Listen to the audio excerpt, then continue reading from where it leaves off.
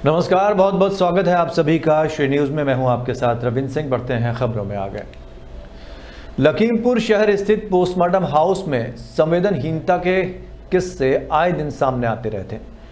बीती रात postmortem house में तैनात कर्मियों की संवेदनहीनता का एक नया मामला सामने आया, जहां इलाके में बिजली सप्लाई ठप होने पर शवों का पोस्टमार्टम समय पर नहीं हो सका। कई मृतकों के परिजन घंटों पोस्टमार्टम हाउस के बाहर खड़े रहे। पूछे जाने पर कर्मियों ने परिजनों से कहा लाइट नहीं आ रही है और जनरेटर में तेल नहीं है। स्वास्थ्य कर्मियों का कहना है कि लाइट ना होने के चलते पोस्टमार्टम में दिक्कतें आ रही हैं, जनरेटर के तेल के पैसे देने पड़ेंगे। वहीं पोस्टमार्टम हाउस पहुंचे धौरहरा सपा सांसद आनंद भदौरिया ने पीड़ित परिजनों की बात सुनकर जिलाधिकारी से बात करने के लिए कहा। क्या नाम है आपका? वाले मंसूरी भरतपुर। बॉडी कब आई थी? कल आई थी 3:30 बजे। कल जी। उसके बाद आज जो है बुधवार है, मंगलवार को बॉडी 3:30 बजे आई थी। आज बुधवार कितना समय हो रहा है? 3:30 हो रहा है। पोस्टमार्टम नहीं हुआ अभी तक? अभी तक नहीं हुआ। क्या कारण था? कारण का बत्ती नहीं थी, तो यहाँ से सूचना मिली कि डीजल के पैसे दीजिए। डीजल मंगवाएं, फिर जनरेटर चलाएं, तब काम शुरू करें। मतलब डीजल के पैसे आपसे मांगे गए? डीजल चालू हो गया? हाँ, जनरेटर ये वो तो डीजल दे के गए, हम अब डीजल नहीं, तो हमारी बाडी का हो वही बाडी को करने के लिए डीजल मांग रहे। मतलब अगर बॉडी का पोस्टमार्टम आपको कराना है तो पहले डीजल दीजिए, डीजल तब देना है, किसके बाद होगा। ये तो सब पैसा सब गवर्नमेंट से आता है इनका। अब अभी हमें तो नहीं मालूम गवर्नमेंट से आता का, हम तो जानते हैं सरकारी है, लेकिन यहाँ तो कुछ नहीं। जब हम लोग डीजल दें तब बाडी वो हो, पोस्टमार्टम हो उसका। उत्तर प्रदेश के बहराइच के गुलामपुरवा गांव की एक घटना सामने आई है, जहां एक ही परिवार के 8 लोगों को फूड पॉइजनिंग हो गई। दरअसल गाय के बच्चे को जन्म देने के बाद के दूध से बने अरुणी खाने से 8 लोगों को फूड पॉइजनिंग हो गई। सभी सदस्यों को इलाज के लिए अस्पताल में भर्ती कराया गया है, जहां एक की हालत नाजुक बताई जा रही है। वहीं इस घटना से इलाके में हड़कंप मच गया है।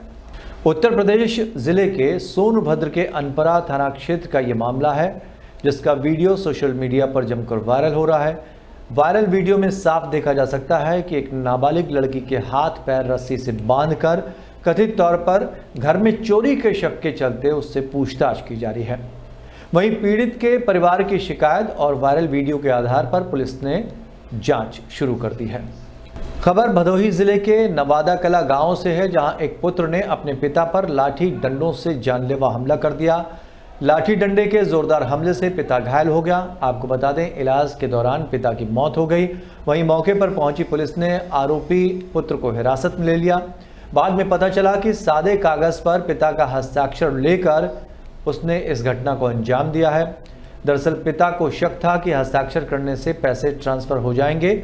इसी विवाद में दोनों लोग उलझ गए थे और जिसके बाद ये वारदात हुई। थाना भदोही पर सूचना प्राप्त हुई कि थाना क्षेत्र के ग्राम नेवादा कला निवासी अशोक कुमार गौतम उम्र 50 वर्ष को उसके पिता श्यामलाल के कहने और उकसाने पर उसी के बेटे वीरेंद्र के द्वारा लाठी से पीटकर गंभीर रूप से घायल किया गया है। सूचना पर तत्काल थाना भदोही पुलिस के द्वारा मौके पर पहुंचकर घायल को उपचार हेतु CHC भदोही ले जाया गया, जहां उपचार के दौरान उसकी मृत्यु हो गई है। प्रकरण के संबंध में मृतक की पत्नी की तहरीर के आधार पर आरोपी श्यामलाल एवं वीरेंद्र के विरुद्ध संगत धाराओं में अभियोग पंजीकृत कर लिया गया है।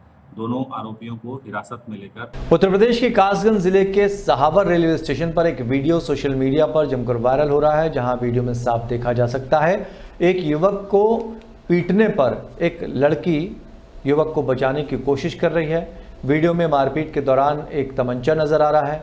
आपको बता दें, युवक गंभीर रूप से घायल नजर आ रहा है। मेरठ में लिसाड़ी गेट थाना क्षेत्र में प्रेम प्रसंग के चलते एक युवक ने अपनी चाची की गला दबाकर हत्या कर दी। दोनों के बीच कई वर्षों से प्रेम प्रसंग चल रहा था। पुलिस के मुताबिक महिला शोएब से शादी का दबाव बना रही थी और शादी नहीं करने पर 5 लाख रुपए की मांग कर रही थी। शोएब ने तमंचे के बल पर चाची को पहले अगवा किया, इसके बाद जंगल में ले जाकर उसकी हत्या कर दी। पुलिस इस पूरे मामले में जांच में जुटी थी। शोएब के साथ हुई मुठभेड़ में उसे गिरफ्तार कर लिया गया। मुठभेड़ के दौरान शोएब के पांव में गोली लगी। उपचार के बाद उसे जेल भेज दिया गया। खबर रायबरेली से है, जहां पुलिस के सामने दबंगों ने स्कॉर्पियो पर तोड़फोड़ कर दी। दरअसल पूरा मामला ऊंचाहाट कोतवाली क्षेत्र के धनी सवैया रेलवे क्रॉसिंग का है, जहां कुछ दबंगों ने बेखौफ होकर एक स्कॉर्पियो पर लाठी डंडों से हमला कर दिया। वहीं घटना को अंजाम देकर सभी दबंग मौके से फरार हो गए। ये पूरी घटना डायल 112 पुलिस के सामने की है, जिससे पता चलता है कि दबंगों में पुलिस का कोई खौफ नहीं है। अमेठी की बात करते हैं, जहां पर पुलिस और बदमाशों के बीच मुठभेड़ देखने को मिली। मुठभेड़ के दौरान पुलिस द्वारा बदमाश संदीप यादव के पैर में गोली लगी, जहां बदमाश को गोली से घायल किया गया। वहीं बदमाश का CHC मुसाफिर खाना में इलाज चल रहा है। आपको बता दें कि अंधेरे का फायदा उठाकर एक बदमाश साथी जंगल से फरार हो गया। वहीं बदमाश हत्या के मुकदमे को सुलझाने का भी दबाव बना रहे थे। पुलिस ने बदमाश के कब्जे से एक तमंचा, 2 जिंदा कारतूस बरामद किए हैं। आज दिनांक 11/12 की रात्र में थाना क्षेत्र मुसाफिर खाना जनपद अमेठी में पुलिस को सूचना मिली कि मुकदमा अपराध संख्या 201/24 से संबंधित वांछित अभियुक्त पुनः कोई घटना कारित करने हेतु मुसाफिर खाना की तरफ आ रहे हैं। इस सूचना पर प्रभारी निरीक्षक मुसाफिर खाना द्वारा फोर्स के साथ समय करीब रात 1:30 बजे रसूलाबाद जंगल के पास घेराबंदी कर मोटरसाइकिल से आ रहे बदमाशों को रोकने का प्रयास किया, तो बदमाशों द्वारा जान से मारने की नीयत से पुलिस पार्टी पर फायर किया गया। महाराजगंज की बात करते हैं। महाराजगंज के सीमावर्ती क्षेत्र से ये खबर है, जहां कस्टम विभाग द्वारा एक बड़ी कार्रवाई में 2.5 टन लाल चंदन जब्त किया गया। वहीं अवैध लाल चंदन की अंतर्राष्ट्रीय बाजार में कीमत लगभग 2.5 करोड़ रुपए बताई जा रही है। कस्टम विभाग द्वारा इस कार्रवाई में एक नेपाली कंटेनर और एक अवैध गोदाम भी सीज किया गया है। भारत नेपाल सीमा पर तस्करी की गतिविधियों को रोकने के लिए कस्टम विभाग ने हाल ही में अपनी चौकसी बढ़ा दी है। इसी के तहत की गई इस छापेमारी से तस्करों में हड़कंप मच गया है। ये मामला महाराजगंज का बताया जा रहा है। इंसान और जानवर में रिश्ता सदियों पुराना है। समय समय पर ऐसे मामले सामने आते रहते हैं जो इस रिश्ते को सुर्खियों में ला देते हैं। कुछ ऐसा ही मामला उत्तर प्रदेश के अमरोहा में सामने आया है। जनपद अमरोहा के गांव में चामुंडा मंदिर के नाम से छोड़े बकरे की मौत हो जाने से ग्रामीणों ने उसकी अर्थी बनाई। स्थानीय लोगों का कहना है कि गांव में 15 साल पहले छोड़ा गया बकरा आस्था का प्रतीक था। ग्रामीणों ने यह भी बताया कि बकरा गांव में ही घूमता था और शाम को चामुंडा मंदिर के आसपास बैठ जाता था। बकरे को लेकर कहा 6 महीने पहले वो बीमार था, जिसका इलाज पशु चिकित्सालय में हुआ, मगर उसकी हालत ठीक नहीं हुई। वहीं मंगलवार रात बकरे की मौत हो गई। अगले दिन सुबह ग्रामीणों को जानकारी हुई तो उसका विधि विधान से अंतिम संस्कार किया गया। बकरे की शव यात्रा निकालकर ग्रामीण गंगा तट पर पहुंचे, जहां बकरे के शव को स्नान कराकर उसे दफन किया गया। आपको बता दें, बकरे का शव मनुष्य की तरह सजा कर ले जाने और उसका विधि विधान से अंतिम संस्कार किए जाने की इलाके में दिन भर चर्चा होती रही।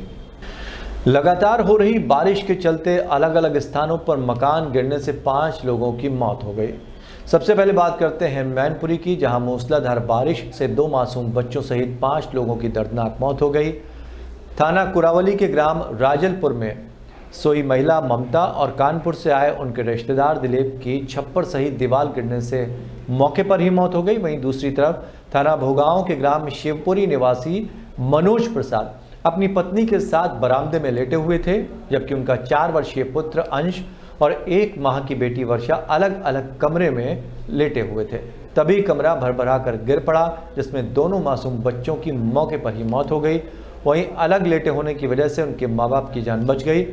तीसरी घटना थाना एलाऊ के ग्राम कटरा की है, जहां रात अपने कच्चे मकान में लेटे रामू की छत गिरने से मौत हो गई। पुलिस ने इस मामले में जांच शुरू कर दी है। वहीं एडीएम राम जी मिश्र ने सभी मृतकों के परिजनों को प्रशासन की तरफ से 4-4 लाख रुपए की सहायता राशि देने की बात कही है। क्या नाम है आपका? मेरा नाम सुनील कुमार। सुनील जी, ये घटना हुई है, खत्म हुआ है, ये लोग कहाँ के रहने वाले हैं? ये ग्राम राजलपुर पड़ता है मेरे पंचायत में ही। थाना कौन सा है? थाना कुरावली। क्या घटना हुई, कितने लोग? ये घटना मुझे मिली है साहब खबर 5:45 पे। तो मैं गया वहाँ, देखा तो 2 लोग दबे पड़े थे, बाकी बच्चे अलग थे, उनको पहले निकाल लिया था। ये 2 लोग निकलवाए मैंने अपने सामने, तो दोनों लोगों की डेथ हो चुकी थी। गोरखपुर के बाद महराजगंज से एक और दिल दहला देने वाली खबर सामने आई है, जहां कस्तूरबा गांधी विद्यालय में छात्राओं के साथ हो रहे अत्याचार को लेकर लोग हैरान हैं। सोशल मीडिया पर वायरल हो रहे एक वीडियो में छात्राएं रो रो कर बता रहे हैं कि विद्यालय में वार्डन उनसे कई तरह के काम करवाती हैं, कभी बर्तन साफ करवा देती हैं, कभी उन्हें प्रताड़ित करती हैं। ये मासूम बच्चे जो पढ़ने के लिए स्कूल आते हैं, उन्हें स्कूल में ही गुलाम की तरह ट्रीट किया जाता है। इस मामले में बेसिक शिक्षा अधिकारी ने जांच के आदेश दिए हैं, लेकिन सवाल ये है कि क्या जांच के बाद दोषियों के खिलाफ कड़ी कार्रवाई की जाएगी। जूता चलेगा, कह मम्मी को तुम्हारी मम्मी ज़्यादा पहनेंगे क्या, तुम्हारे गार्डन में जाता रहे, तुम्हारे माँ को क्या कर रहे हैं, अंडा सेवन है क्या, लगी अंडा बंद काटने तो लगे। तो इस बुलेटिन में फिलहाल इतना ही। जुड़े रहिए श्री न्यूज़ के साथ।